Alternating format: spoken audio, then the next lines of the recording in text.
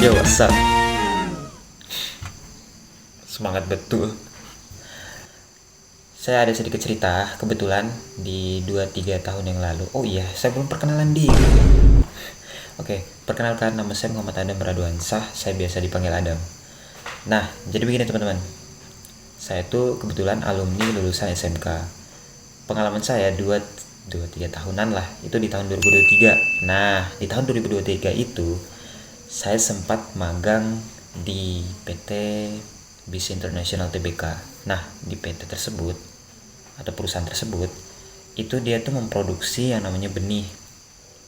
Rata-rata sih ya kayak benih buah-buahan, terus dengan benih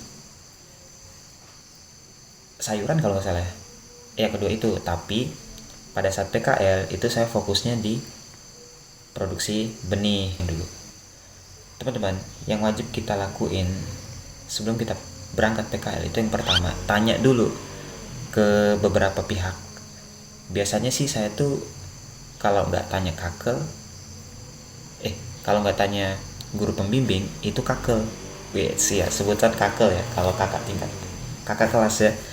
Nah, saya tanya dulu guru pembimbingnya, kira-kira Bu, gimana ya tempat PKL ini, gimana ya, bagus nggak, apa aja yang harus kita persiapin. Nah, begitupun dengan kakak, tanya, Kak, Bang, gimana sih kira-kira di sana itu, nyaman nggak, benefitnya apa aja, lancar nggak PKL-nya. Kayak basa-basi gitulah awalnya, baru deh nanya ke intinya.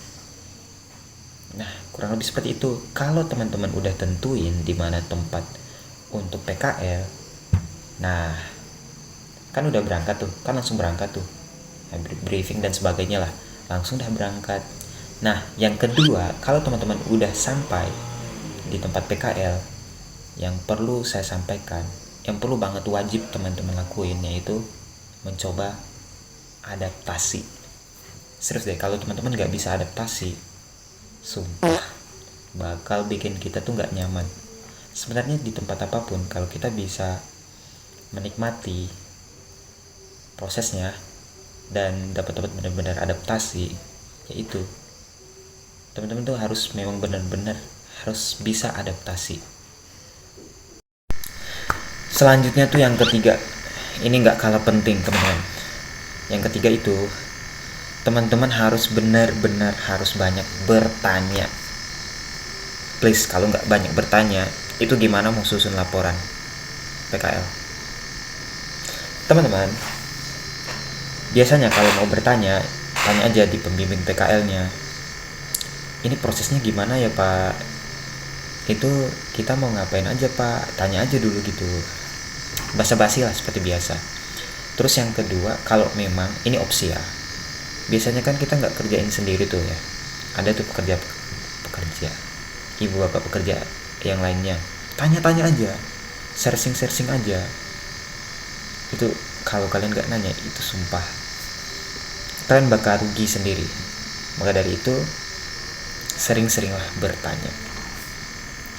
Nah, selanjutnya tuh yang keempat, nyari judul laporan. Saran saya, kalau nyari judul laporan itu minimal 2. Karena kenapa? Karena kalau memang nggak sesuai nanti pada saat ya, kayak konfirmasi dengan guru pembimbing soal terkait dengan judul, ini kayak mirip-mirip skripsi dah. Tapi mirip-mirip sih seperti skripsi. Tapi tenang aja, teman-teman tuh pasti bakal diarahin sama guru pembimbing. Nah, tapi saran saya itu minimal 2. Karena kalau memang nggak cocok di yang pertama, nah yang kedua ini bisa jadiin opsi. Tapi judulnya itu harus sesuai dengan yang teman-teman lakuin di perusahaan.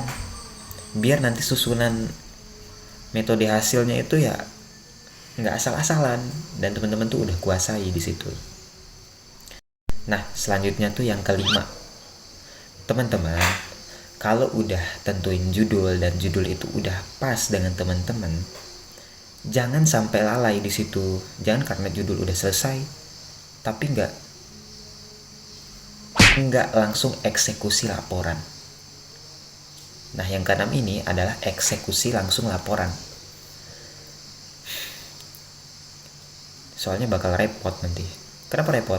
Karena revisi laporan itu memang amat sangat panjang dan memang harus benar-benar sempurna, nggak juga terlalu sempurna sih, tapi tetap aja gitu revisi itu pokoknya tiap hari ya saya itu ya, karena saya benar-benar mau cepet-cepet biar nanti pulangnya itu ya fokusnya tuh cuma seminar aja, nggak ngurusin laporan lagi. Nah, yang keenam nih teman-teman, jadi begini, kalau memang mau dapat nilai yang bagus pada saat PKL, biasanya itu setelah kita PKL pasti ada yang namanya sertifikat PKL.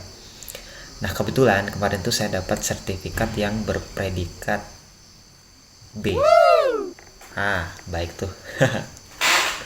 Jadi begini, sebenarnya kalau saran dari saya, kalau mau dapat sertifikat yang berpredikat seperti itu, jujur teman-teman harus pada saat PKL itu perlu tanami etika.